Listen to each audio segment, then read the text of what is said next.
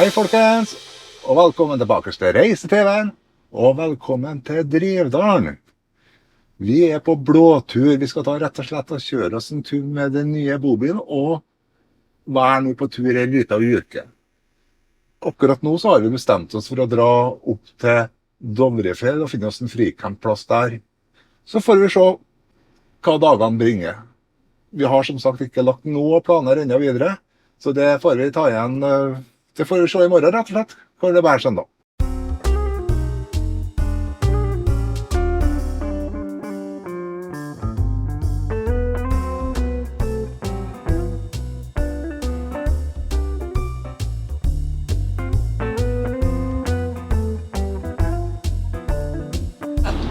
Hallo, hallo.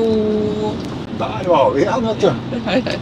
Nå begynner vi å nærme oss å komme opp på Dovrefjell. Vi skal snart passere Kongensvoll nå.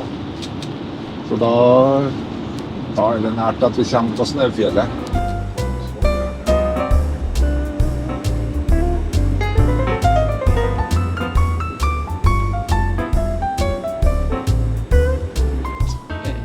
Nå tenker jeg at vi skal svinge av, for vi skal kjøre i retning Folldal, for der vet vi at det finnes en fin fricampingplass. Ja, ta sikte på den. Vi tar sikte på den som vi har hatt for 2 år siden, for der var det litt romslig og greit, og så kommer vi unna E6 litt, så vi slipper støyen. Ja, Herifra da. det er viktig.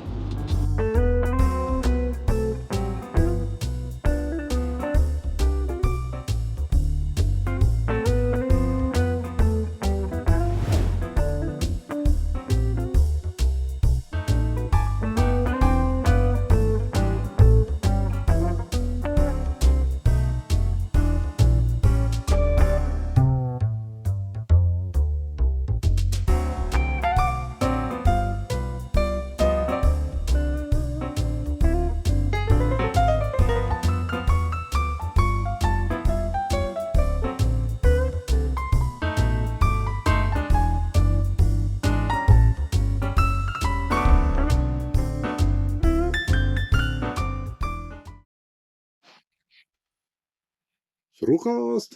Ja, deilig speilegg. Godt, ja. Herlig å være på campingtur.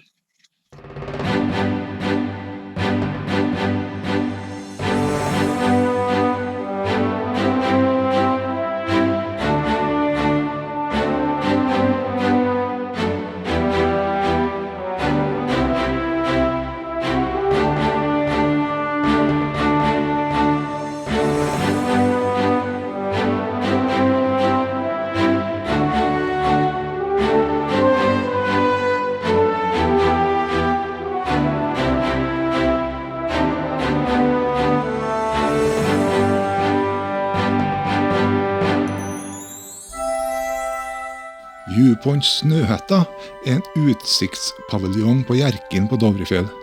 Det ligger nærmere bestemt på Tverrfjellet. For å komme hit så må man ta av E6 på Hjerkinn, og så kjører du ca. 1,5 km, så kommer man opp til en parkeringsplass. Derfra så tar det ca. 20 minutter å gå opp til utsiktspaviljongen. Og herfra så kan du se Dovrefjell-Sunndalsfjella nasjonalpark med Snøhetta-massivet og det nedlagte Hjerkinn skytefelt. Og har du med deg kikkert, så er det heller ikke usannsynlig at du kan se en moskus.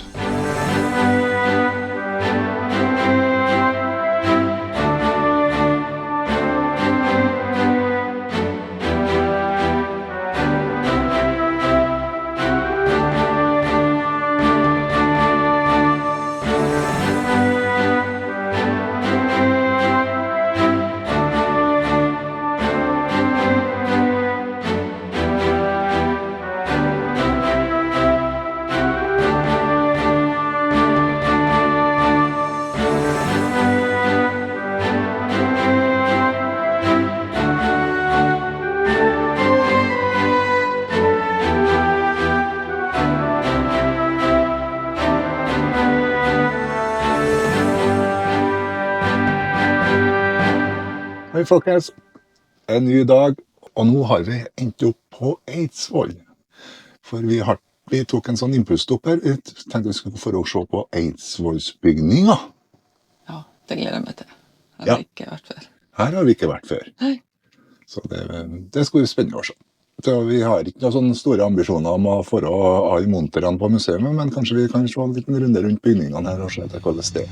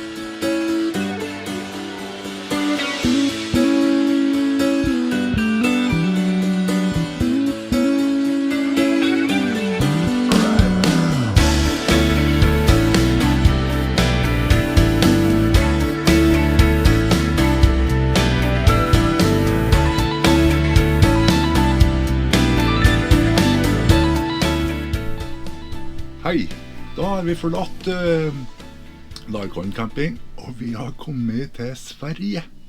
Da snakker vi Svinesund, og nå er vi på harrytur, altså, for nå skal vi på Nordbysenteret og shoppe litt. Ja, det gleder jeg meg til. Ja, får vi se hva som er, hva er som gjør at folk vil dra hit. Det skal vi sjekke ut nå.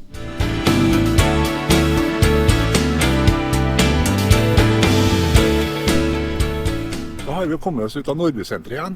Dere fikk ikke være med inn. Og det var ikke så greit da.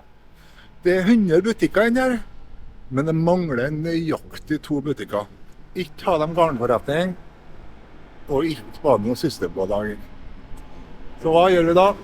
Da kjører vi rett til Strømstad.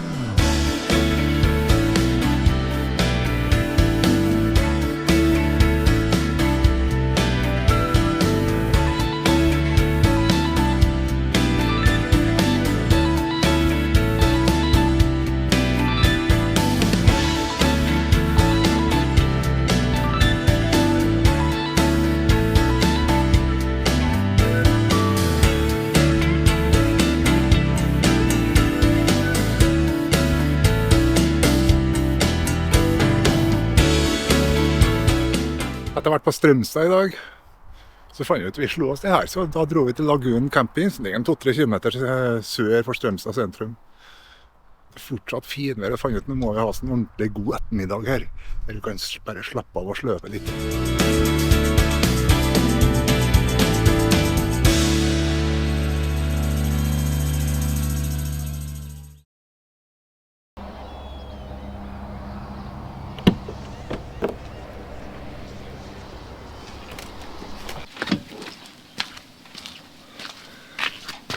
Hei folkens, det er en ny dag. Vi befinner oss fortsatt på Lagunen camping i Strømstad. Vi skal fortsatt sørover i dag. Kanskje vi først rekker nå å kjøre ned til Fjellbekka, og så får vi se hva dagen gir oss derifra. Men først så skal vi ha frokost, og den serveres ut, for det er godt og varmt i dag også.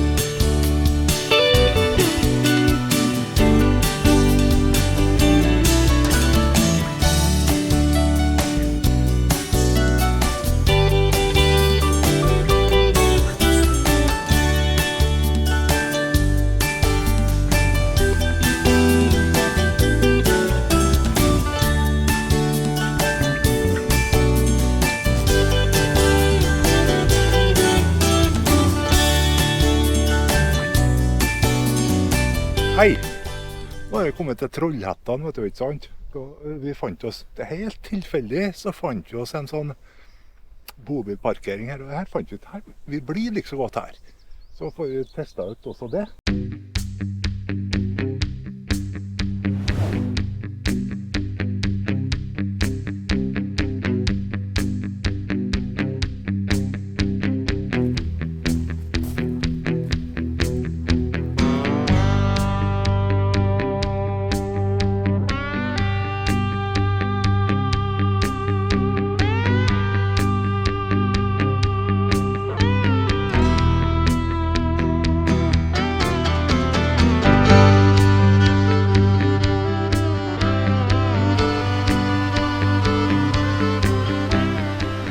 Nå skal vi på museum, og vi skal faktisk på Saab-museet her i Trollhättan for å se på gamle Saabber. Produksjonen sluttet jo for ca. 13-14 år siden, men da hadde de holdt på siden 1947 faktisk, og produsert Saab-biler. Ikke bare biler, men også fly og båter. Men nå får vi gå inn og se, og se om vi ser noe spennende.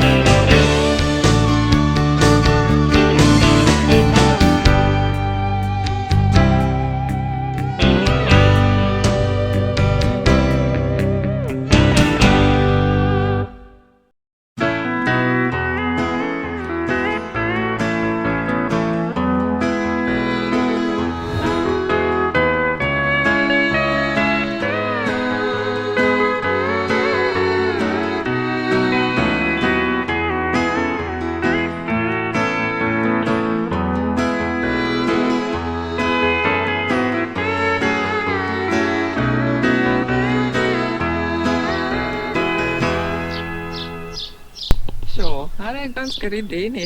Ser du det? Flott. Her har vi alt opplegnet. Bord på sidelinja. Nei, det er toppers, ja.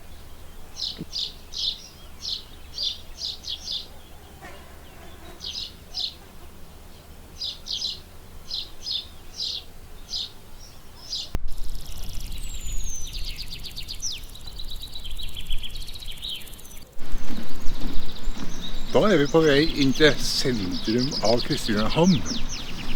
Vi går langs kanalen her nå, og det blir litt sånn en blåtur da, for vi har bare sett på Google Maps og sett at det er mulig å gå inn i å gå langs kanalen her. Det er ganske idyllisk her altså. Hvis dere ser litt rundt her nå, så er det både rødmalte stuger og båter som ligger fortøyd. Da er jeg i ferd med å gå på en smell her nå. Hvis dere ser bak meg her.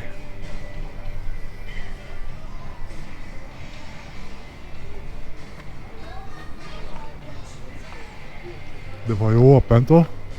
Ok, da er det snakk om å finne seg plass å sette seg, tenker jeg.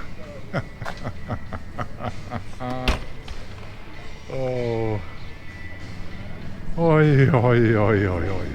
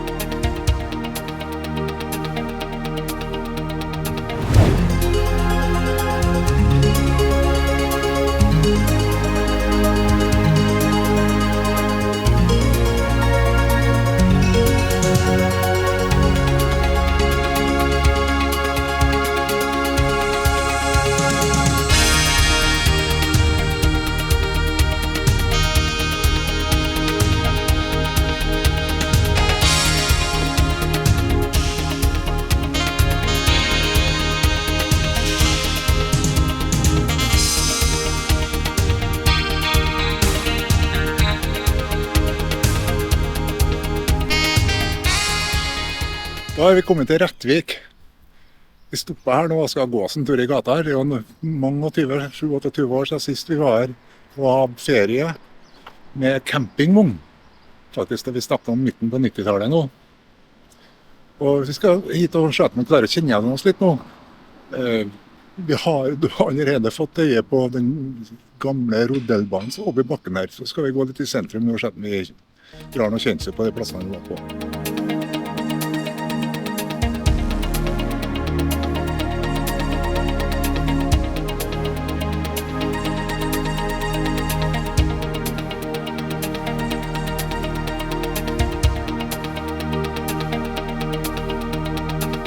Herlig! Se hvor fine vaffel.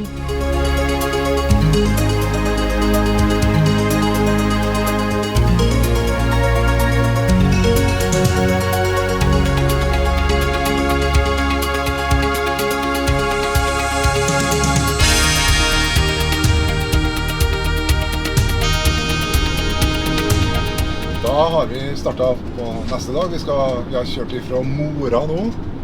Nå er jeg faktisk på vei inn til Orsa, men der skal vi ikke stoppe. Vi skal kjøre videre, og vi skal prøve å komme oss opp til Østersund i dag. Dit er det 30 mil akkurat. Så får vi se da om vi finner overnatting der. Vi ender opp på gamle Odensala camping. Ja, heter Østersund camping nå. Eller om vi finner en annen plass. Det får vi se når vi kommer fram.